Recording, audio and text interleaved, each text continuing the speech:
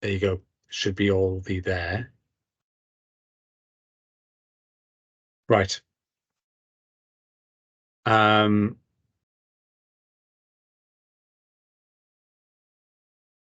I hope that's okay. Right. Moving on then. So yeah, introductions. So as I said, I'm Antonio. I'm the project manager for climate emergency and environmental strategy at Hounslow Council. Ajit, could you go next, please? Ajit Bansal, Head of Climate Emergency at Hounslow Council. Duncan. Good morning, everybody. I'm Duncan McCain. I'm a senior planner in the spatial planning team. Pratima. Pratima Sood, Head of Partnerships and Development in our housing and regeneration portfolio. Okay, and now I'll call out the first people in the list, but then if you could also introduce everyone else in your organisation to make it simpler. So I've got Chris Gaylord first.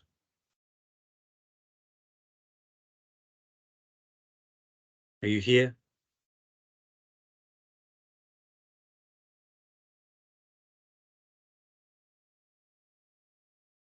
Okay, we'll come back to him. Christian Ganito.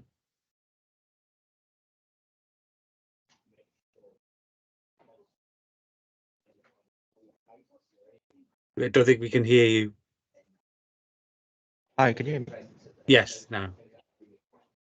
Yeah, I'm here on behalf of TTLP, which is TfL's property arm. Okay, thank you. Alex. Hi, Alex Donerty, working at Deloitte alongside Hadley Property Group, who are also on that call. Okay. Dominic. Yeah, hi there. I'm Dominic Spray, Head of Design and Sustainability at Hadley Property Group. Oh, okay, right.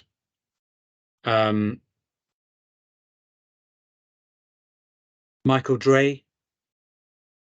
Hi, good morning, everyone. Michael Dre. I'm an associate at Stantec in our Sustainable Buildings team. So I'm here supporting Steve, who's on the call as well, from SEGRO.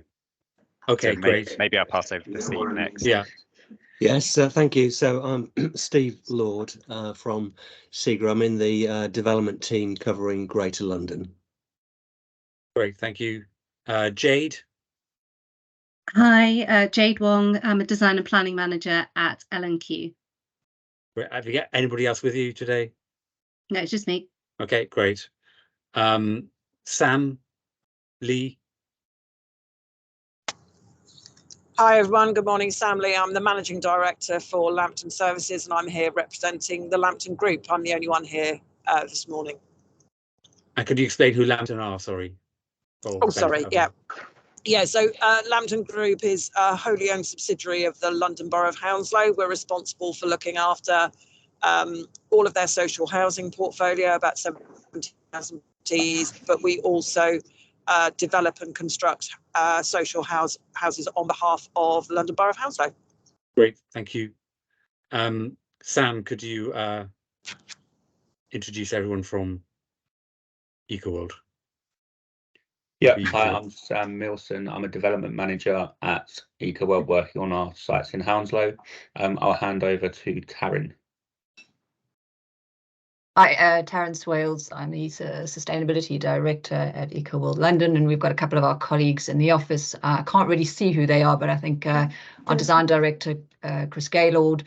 That's me, Design Director at EcoWorld. Sorry, yeah. Katrina Harris, Senior Development Manager at EcoWorld, here in the office at EcoWorld. And Gersh Panderson, I'm the Technical Design Director at EcoWorld. Okay, great. So have I missed anyone out?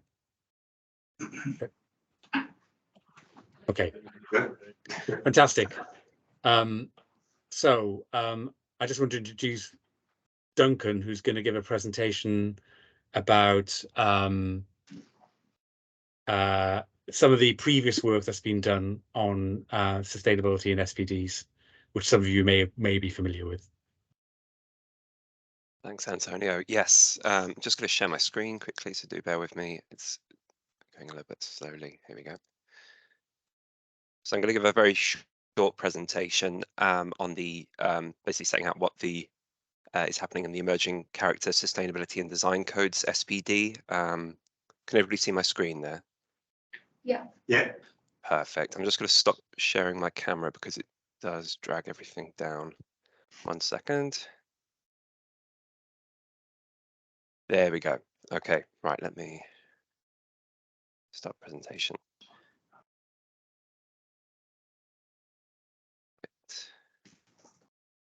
There we go. Okay.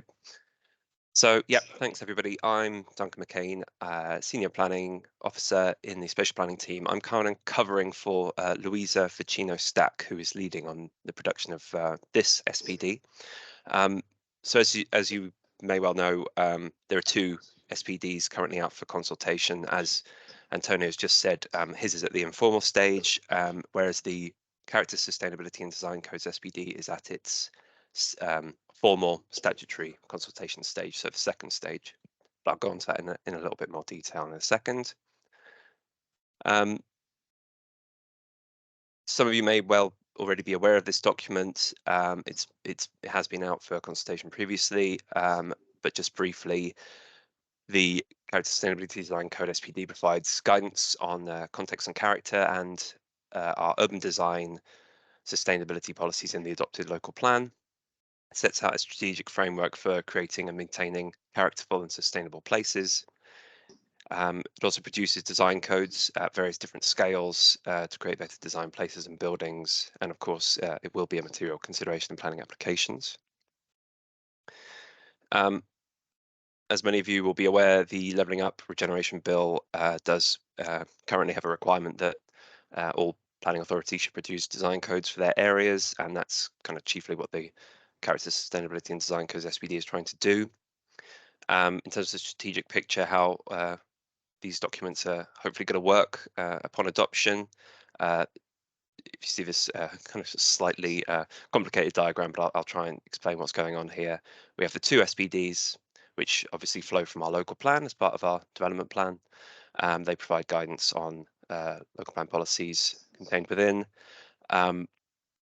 Within this consultation, we also have the previous 2014 Urban Context and Character Study, which will be superseded by the Character Sustainability and Design Code SPD, but it builds upon a lot of the work that was done in that document.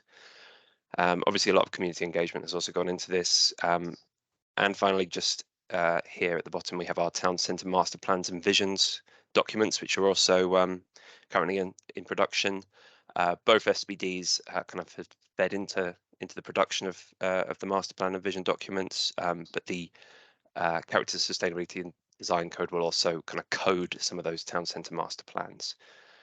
And yes, all of this is to say that these documents, upon adoption, will inform decision making and help identify where planning contribution money can be spent to deliver some of the proposals.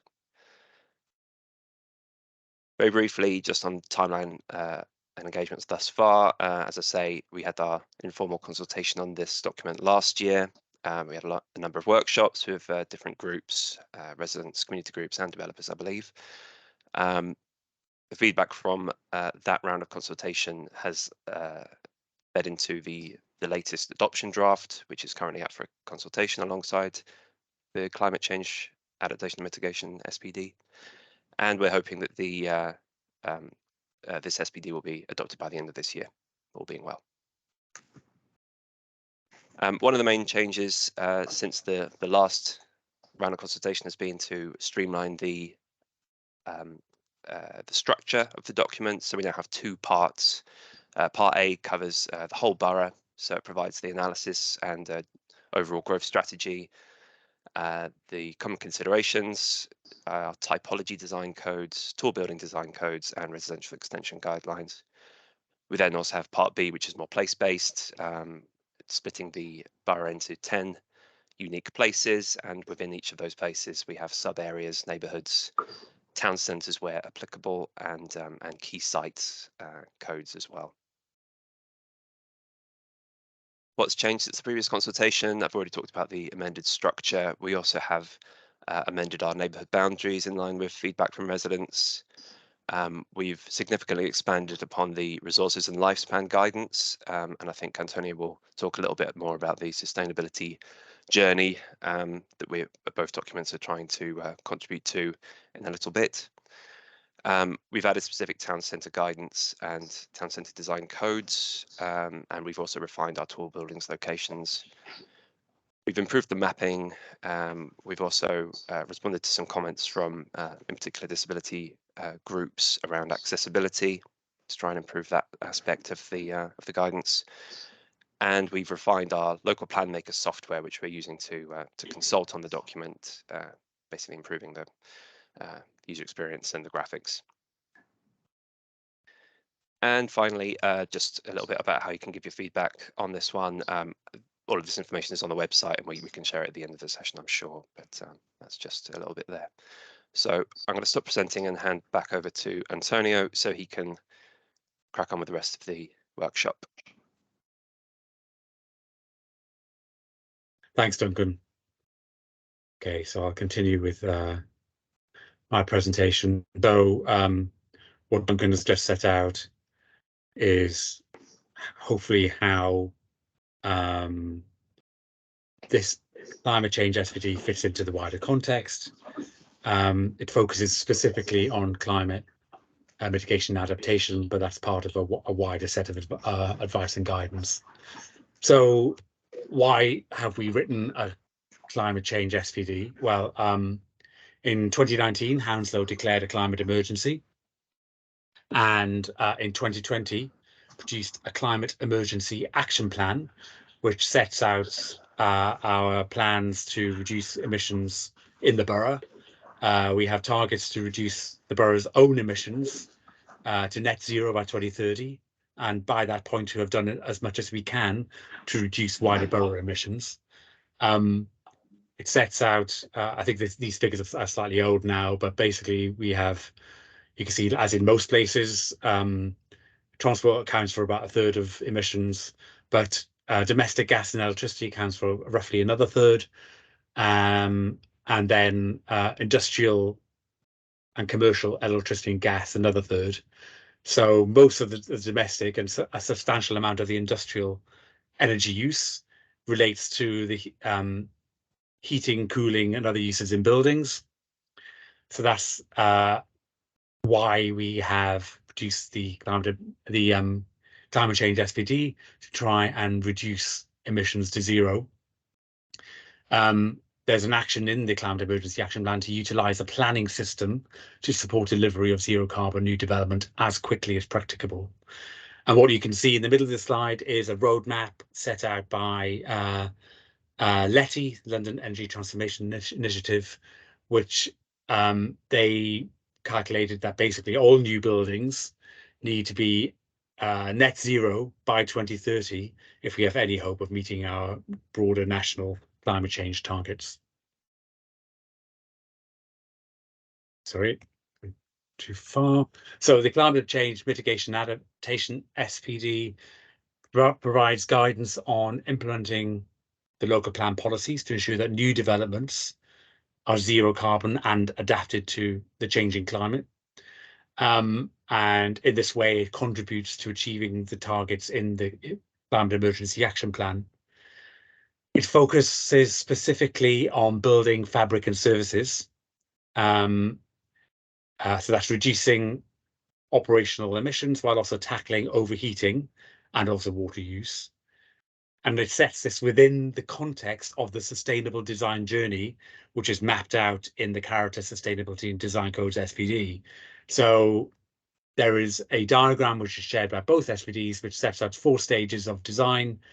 The Climate Change SPD focuses on stage 3, but it sets us within the context of the other stages as well, which look at wider design issues when looking at the design of sites and wider developments. So the structure of the SPD, Chapter 1, it sets out context, purpose and scope.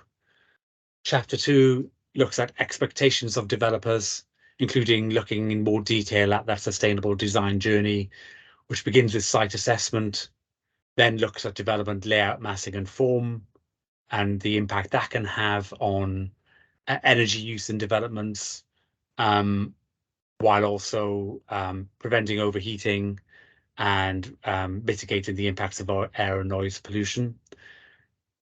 Then, following design of the actual building itself, it looks at how we design external space to support biodiversity, resident well-being, and active travel. Chapter 3 is then the meat of the document, looking at the specific advice on how to get buildings towards net zero. And then in the annexes, we have a sustainability checklist, which sets out various levels of ambition for aspects of sustainability, which will be incorporated into validation requirements once they are agreed following consultation. What exactly is a zero carbon building? Well, there's maybe not much consensus on that yet, but a number of organizations are now working together to try and establish that. There's a number of organizations that are working on a net zero carbon building standard. This builds on work already done by LETI, which some of you may be familiar with. In their climate emergency design guide in 2020, they set out their approach to net zero. Basically, 3 steps, which are fabric first, no fossil fuels, and maximizing renewable energy generation. And they also set out some suggested targets for energy use within buildings. And they worked out these figures based on bringing together a top-down and a bottom-up approach. So, first of all, looking at achieving a national energy balance. You know, given all the calls on energy and the likely trajectory of renewables feeding into the national grid, looking at what would be the maximum permissible amount of energy use by new buildings that could be permitted without upsetting this balance and enabling us to continue to on our path to net zero. So you can see the diagram on the right shows that they set EUI targets, which help to balance energy consumption with new renewable energy production nationally. Yeah, and this is basically showing the same thing, trying to marry up the top-down modeling with the bottom-up modeling to achieve that balance. So what does the SPD cover? Well, there are a number of areas of importance when looking at climate change mitigation and adaptation. Climate change SPD focuses on, as I said, the fabric and services. So you're looking at walls and roofs, windows and doors, heating system, in particular avoiding gas and maximizing its efficiency, maximizing renewable energy generation, tackling overheating and ventilation, and also covers reducing water use. Wider issues covered in the Character, Sustainability and Design Codes, SPD, cover passive design, layout, orientation, shading, etc. Green and blue infrastructure, including sustainable drainage and avoiding surface water flooding, and then also looking at embodied carbon and the circular economy. The advice in the SPD follows the London Plan energy hierarchy. So that's be lean on the fabric, then be clean, low carbon heating, be green on renewables, and then be seen monitoring, verifying, and reporting energy performance. So that should all be familiar to you from the London Plan. And then finally, offsetting for any residual emissions needed to achieve the offset net zero target. So the London Plan sets minimum requirements, which are regulated emissions to be as close as possible to zero, expecting a minimum 35% on-site reduction in regulated emissions over Part L 2021. They confirmed that last year, but recognizing that different sectors have different levels of ability to meet the target. For residential, there's an expectation that it can actually go further and achieve 50%. Some other typologies may well struggle to achieve 35%, but should try to get as close as possible.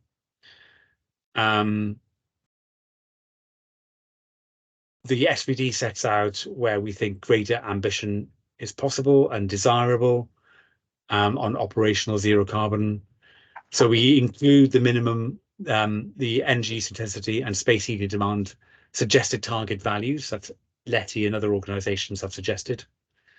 We do this alongside the Part L requirements, partly because they're easily understood and our absolute values can easily be monitored post-occupancy.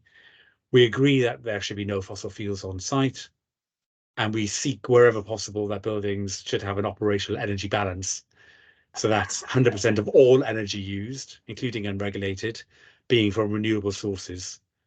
On site where possible, we think this is possible for many low-rise buildings, off-site only as a last step.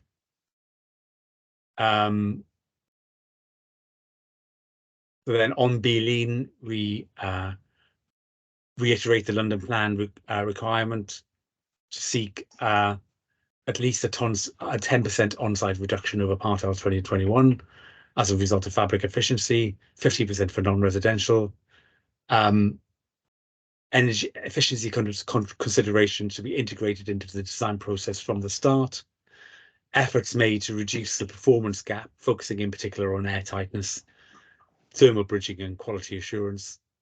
And we recommend the use of an independent verified design for performance methodology such as Passive House. Stage 2 on Be Clean, we expect heating systems to be fossil fuel free and low carbon, and except in exceptional circumstances. This can be supported by reduced flow temperatures and peak heating demand to manage peaks in energy use. Set out a preference for a heat network connection wherever possible, harnessing waste heat. And the borough is looking at using heat networks and across the borough. You're making use of residual heat from different sewage treatment works in other areas, and so we would expect connection to that where available.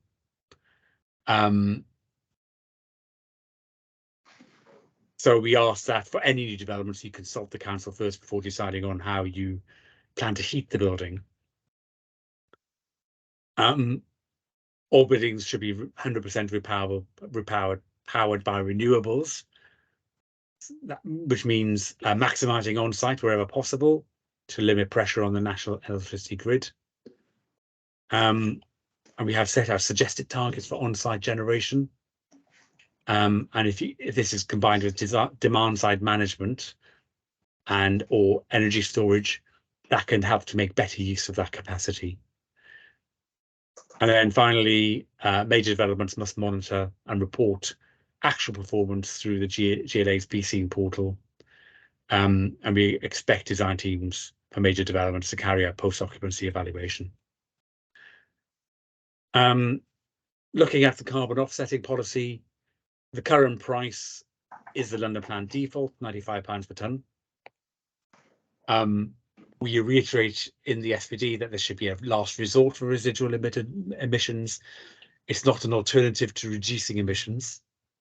However, this price is based on old analysis. We don't think it's particularly effective at incentivising lower emissions. The funds raised do go to carbon reduction programmes such as the new Community Energy Fund, which is currently running in Hounslow.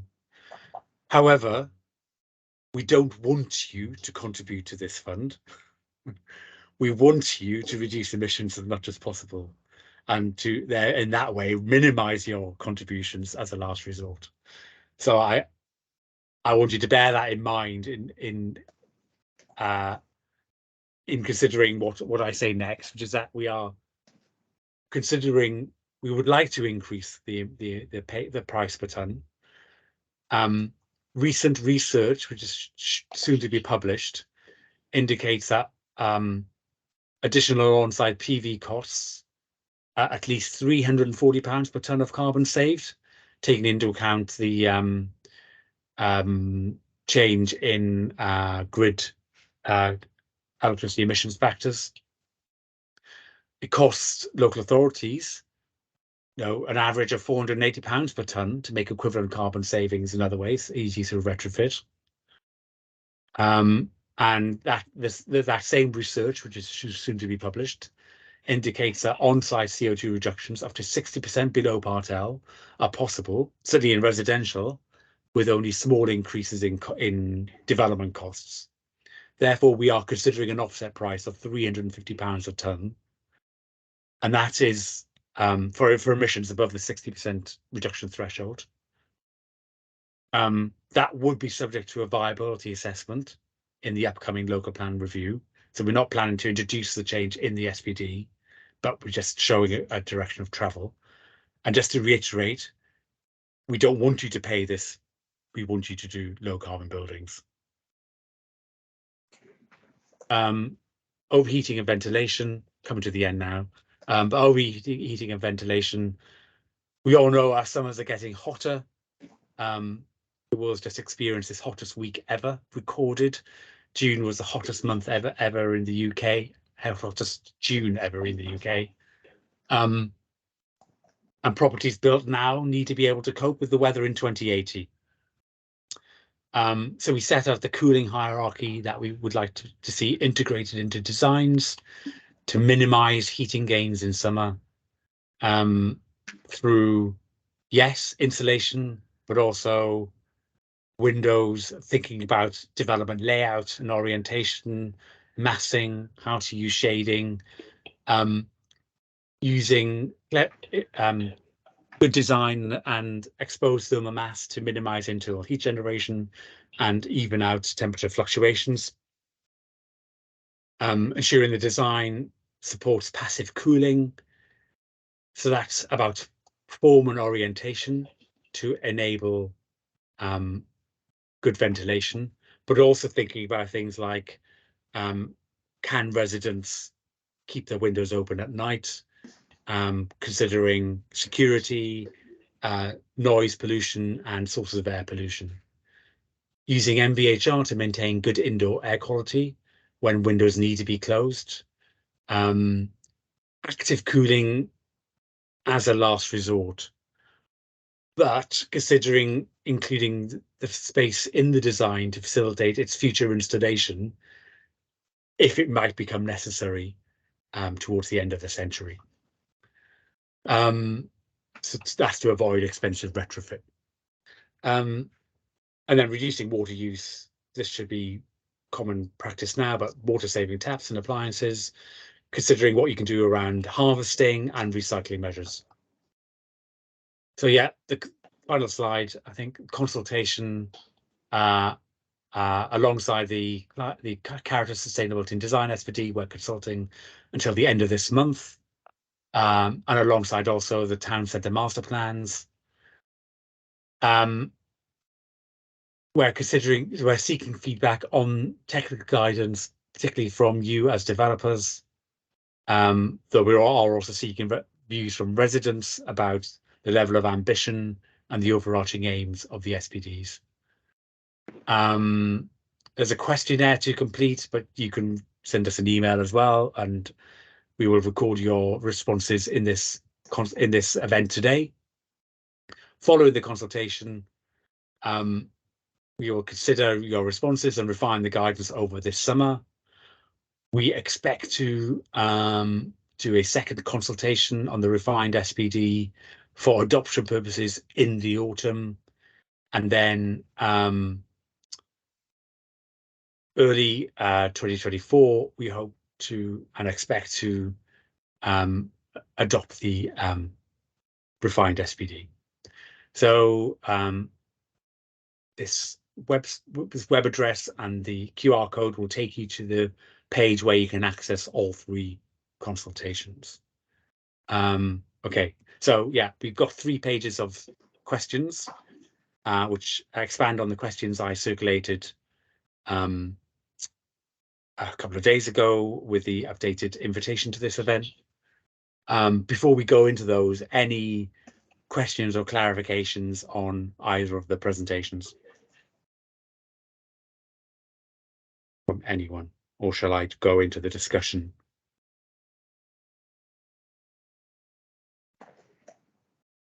Okay, I'm just going to try and stop this recording and then restart it for the presentation, so we have 2 separate ones. I hope that works. Bear with me a second.